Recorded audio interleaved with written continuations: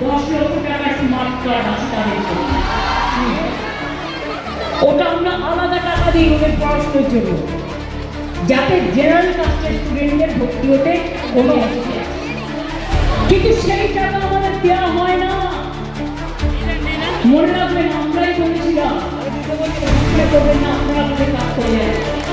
এটা কি হচ্ছে? ছবিগুলো পরে দিতে পারেন তো, আমি বলেছিলেন আমরা রাত থেকে সপ্তাহে ভাগ করে দিয়েছি। 5টা স্কিম মতো সেগুলো